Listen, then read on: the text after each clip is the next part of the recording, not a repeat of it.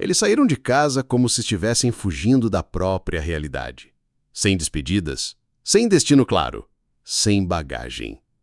Era uma manhã comum na pequena cidade de Sylvan, Austrália, um lugar onde o som mais alto costuma ser o canto dos pássaros e o ranger ocasional de uma cerca velha. Mas, naquele dia, algo se partiu silenciosamente dentro da casa da família Tromp.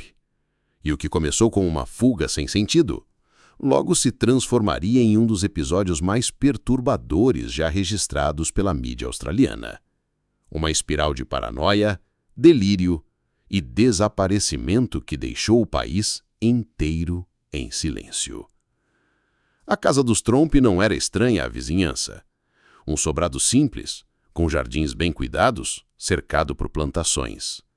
Era dali que a família administrava seu negócio de agricultura, produzindo frutas e vegetais, vendendo para mercados locais. Tudo funcionava como um relógio, pontual, metódico, silencioso. Mark e Jacoba Tromp, o casal patriarcal, levavam uma vida reservada, religiosos, disciplinados e discretamente obsessivos. Tinham 3 filhos adultos que ainda viviam com eles, Rihanna, Ella e Mitchell. Todos trabalhavam juntos na fazenda e quase nunca se viam interagindo com o mundo exterior. Mas por trás da rotina havia algo que fermentava lentamente. Uma tensão muda, uma desconfiança crescente, uma ideia fixa que se espalhava pela casa como mofo invisível. Eles estavam sendo observados. Era só uma sensação no começo. Um carro que parecia passar mais vezes do que o normal. Um telefone que tocava e ninguém respondia. Dados no computador que pareciam estar sendo acessados. Sinais, pequenos, sutis, que começaram a alimentar uma paranoia coletiva. Principalmente em Mark, o pai. Ele passou a desconfiar de tudo. Começou a desativar aparelhos eletrônicos, desligar a internet, esconder documentos. Mas o mais perturbador foi como a paranoia contaminou o resto da família. Jacoba parou de ir ao mercado. Rihanna deixou o celular de lado. Ela começou a anotar coisas em cadernos, em vez de usar qualquer aplicativo. Mitchell, o mais cético, ainda tentava argumentar, mas até ele foi sendo arrastado lentamente. Até que algo quebrou de vez. Na segunda-feira, 29 de agosto de 2016, todos entraram no carro da família e fugiram. Não havia malas, nem plano, apenas uma urgência irracional. Como se o tempo estivesse acabando, como se alguém estivesse atrás deles, como se a única forma de sobreviver fosse sair, agora, imediatamente. Eles deixaram para trás os celulares, os passaportes, cartões de crédito, tudo que poderia ser rastreado. No início, foram rumo ao norte, sem avisar ninguém, sem deixar bilhetes. Apenas saíram. O detalhe mais inquietante, os 5 estavam perfeitamente lúcidos para dirigir, conversar e se organizar, mas profundamente desconectados da realidade, como se compartilhassem uma alucinação coletiva. Durante o trajeto, algo começou a se desintegrar no comportamento deles. Em uma parada de descanso, Mitchell, o filho mais racional, se desentendeu com os pais e decidiu abandonar a jornada. Pegou outro trem e voltou para casa. Mas ao invés de encontrar respostas, encontrou algo ainda mais bizarro. A casa estava escancarada, tudo revirado, documentos espalhados, aparelhos eletrônicos destruídos, como se eles tivessem limpado a própria existência. Enquanto isso, os outros 4 continuavam na estrada. Mas a viagem estava longe de ser coerente. Foram vistos em um parque temático, depois em um resort. Em um momento, ela e Rihanna também decidiram se separar. Pegaram um carro alugado e deixaram os pais para trás, mas em vez de voltar para casa, roubaram outro veículo. Simplesmente entraram nele e dirigiram por quilômetros até serem pegas pela polícia. Confusas, desorientadas, chorando sem explicação. Ela foi liberada. Rihanna foi internada com um quadro severo de delírio e paranoia. Enquanto isso, Mark e Jacoba continuavam desaparecidos.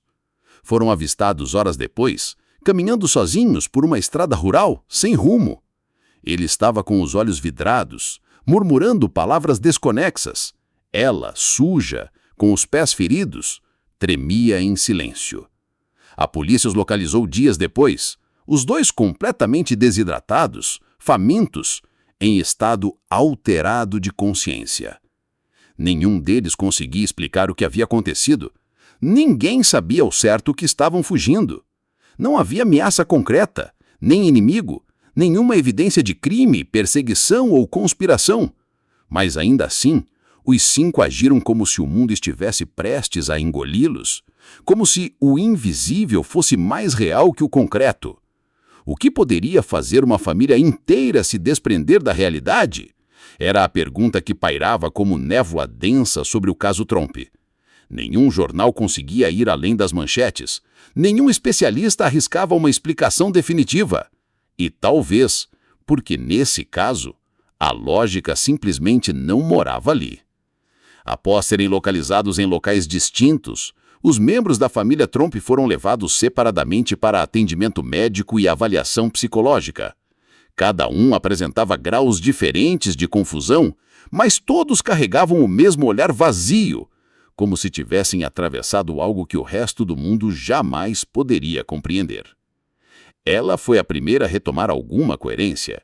Tentava explicar o inexplicável em entrevistas confusas, dizendo que estavam fugindo de alguém, mas não sabiam quem. Que sentiam estarem sendo observados, trasteados, como se alguma entidade invisível estivesse à espreita. Havia um tom de certeza na voz dela, uma convicção que não nascia da lógica, mas de um medo primal. Rihanna, por sua vez, mergulhou no silêncio. Os médicos descreveram sua condição como um estado de delírio transitório agudo. Ela falava pouco, balbuciava frases soltas como "estão aqui" e "não é seguro". Desenhava árvores em folhas em branco, florestas densas, estradas. E sempre no canto da página, olhos. Olhos que observavam. Mark, o pai, teve o comportamento mais desconcertante. Em entrevistas posteriores, afirmava que estava tentando proteger a família. Mas quando questionado do que exatamente, ele simplesmente ficava em silêncio. Seu semblante era rígido, como se estivesse ainda em estado de alerta, mesmo longe da estrada. Ele dizia: tinha alguma coisa nos seguindo. Tinha alguma coisa nos lugares, nas pessoas, nos gestos. Um terror que para ele era completamente real e justificava tudo. Jacoba alternava entre momentos de lucidez e desorientação. Às vezes sorria, às vezes chorava sem motivo. Em um dos relatos disse algo que deixou os enfermeiros arrepiados. A verdade está nas entrelinhas. Se dissermos em voz alta, eles ouvem. Eles. Quem eram eles? A dúvida maior persistia.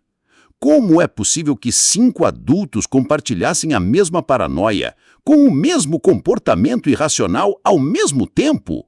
Sem drogas, sem doença diagnosticada, sem qualquer trauma aparente? Psiquiatras se dividiram. Alguns falaram em psicose induzida por ambiente fechado. Outros usaram o termo francês folie à la famille, um raro tipo de histeria coletiva restrita a núcleos familiares com isolamento extremo. O ponto comum entre todas as teorias era o seguinte: essa família vivia fechada demais em si mesma, sem ventilação emocional, sem influências externas, um ecossistema psicológico autossuficiente e, por isso, frágil. Dentro da casa, ninguém jamais questionava os pensamentos do outro. Eles reforçavam, espelhavam, retroalimentavam, como uma bolha de realidade alternativa que um dia estourou. Nos dias seguintes, a imprensa australiana se alimentou do caso com sede. Repórteres acampavam na frente da propriedade dos Tromp tentando extrair qualquer resposta. Mas o que eles viam ali era apenas uma casca, um jardim abandonado, uma casa trancada, e vizinhos que, ao serem entrevistados, diziam quase todos a mesma coisa. Eles sempre foram estranhos, mas não perigosos. Só estranhos. O que começou como um episódio excêntrico rapidamente se transformou em uma mancha profunda na mente de todos os envolvidos. Nenhum dos filhos voltou a morar com os pais. O negócio da fazenda foi encerrado. A casa, embora ainda em nome da família, permaneceu intocada por anos. O tempo passou. E com ele veio o silêncio. Nenhum novo surto foi registrado. Nenhum crime aconteceu. E pouco a pouco o caso foi saindo da mídia. Mas para quem mergulha fundo, percebe que